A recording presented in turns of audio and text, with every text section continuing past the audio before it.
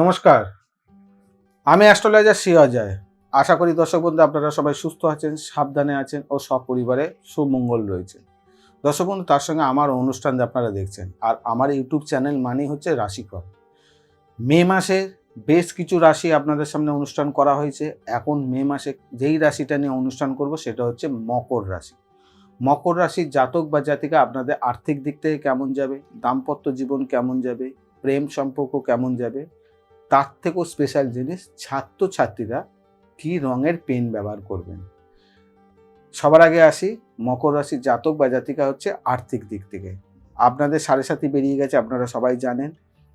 আপনাদের জীবনে যে ঝড় ঝাপটা যেগুলো চলেছিল সেটা আস্তে আস্তে আস্তে করে অনেকটা রিকভারি করবে। আপনাদের অনেকটা পরিবর্তন জীবন পাবেন, জীবনে অনেকটা আনন্দ পাবেন। এই সময় আপনাদের কর্মজীবনে বেশ কিছু উন্নতি হবার জায়গা দেখা দিচ্ছে, যেটার কারণে আপনি অনেক সুফল পেতে পারেন। আপনাদের নতুন কোনো কাজের সুযোগ সুবিধা আপনারা পাবেন। ব্যবসার ক্ষেত্রে আপনাদের অনেক কিছু ডেভেলপমেন্ট হতে পারে। বিভিন্ন জায়গা থেকে আপনার আর্থিক উন্নতি আস্তে আস্তে হতে পারে। আর এই মাসটা আপনাদের ক্ষেত্রে অনেকটাই শুভ, আর্থিক দিক থেকেও অনেকটা শুভ। শেয়ার মার্কেটে টাকা ইনভেস্টমেন্ট করলে পরে অনেকটা প্রফিটদায়ক হবে। কোনো পুরনো টাকা আপনারা কারো কাছে ধার দিয়েছিলেন, সেটা পাচ্ছিলেন না, সেটাও আপনাদের পাওয়ার কিন্তু সুযোগ সুবিধা এই মাসে দেখা দিচ্ছে। নতুন যারা কাজের জন্য চিন্তা ভাবনা করছেন তাদের ক্ষেত্রেও কিন্তু অনেকটা শুভ রয়েছে, কিন্তু শারীরিক দিক থেকে বিশেষ করে বডির লোয়ার পার্ট, কোমর থেকে নিচের অংশের কোনো ব্যথাজনিত কোনো কষ্ট, হাড়ে কোনো চোট লেগে যাওয়া, দাঁতের কোনো সমস্যা, এই সব জায়গাগুলো কিন্তু এই মাসে আপনাদের প্রচণ্ড পরিমাণে ভোগাতে পারে, যেটার কারণে আপনি কিন্তু অনেক ধরনের সমস্যায় পড়তে পারেন। সেই জায়গায় আপনারা কিন্তু সতর্ক থাকবেন। এবারে আসি হচ্ছে দাম্পত্য জীবন। মকর রাশির জাতক বা জাতিকা আপনাদের দাম্পত্য জীবনে অনেকদিন চলা সমস্যা, অনেকদিন চলা পারিবারিক অশান্তি, যদি মনে করেন আপনারা বসে কথা বলতে চাইছেন তাহলে বসে কথা বলুন, সমস্যা সমাধানের রাস্তা পেয়ে যাবেন। পৈতৃক সম্পত্তি নিয়ে অনেক দিন ধরে বিবাদ চলছিল, সেটাও কিন্তু আপনাদের সমাধানের রাস্তা কিন্তু মকর রাশির জাতক বা জাতিকার ক্ষেত্রে দেখা দিচ্ছে।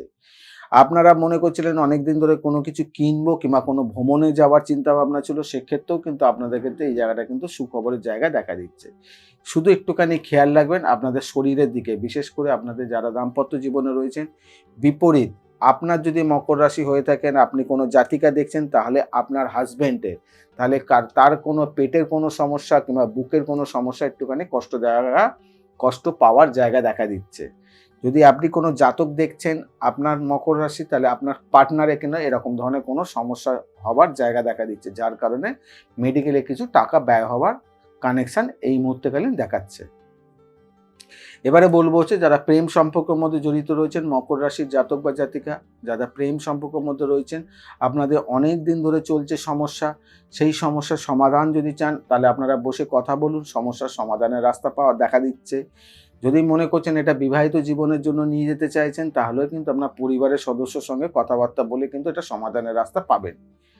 তার সঙ্গে আরেকটা নতুন কোনো প্রেমের তৃতীয় কোনো প্রেম কানেকশন কিন্তু আপনাদের এই সময়টা দেখা দিচ্ছে, যার কারণে কিন্তু আপনি একটা আনন্দ উপভোগও করতে পারেন। এই জায়গাগুলো আপনারা কিন্তু খেয়াল রাখবেন। ওভারঅল কিন্তু যথেষ্ট পরিমাণে মকর রাশির জাতক বা জাতিকার ক্ষেত্রে অনেকটাই শুভ। এবারে আসে ছাত্রছাত্রীরা। মকর রাশির জাতক বা জাতিকা আপনারা কি রঙের পেন ব্যবহার করবেন, যেটা করলে পরে আপনাদের ক্ষেত্রে অনেকটা শুভ হবে। মকর রাশির জাতক বা জাতিকা আপনারা রেড কালারে, বডি যে কালারটা হয় সেই কালারটা রেড কালারে যদি আপনারা পেন ব্যবহার করেন, তাহলে কিন্তু আপনাদের পড়াশোনার জায়গাটা অনেকটা শুভ হবে।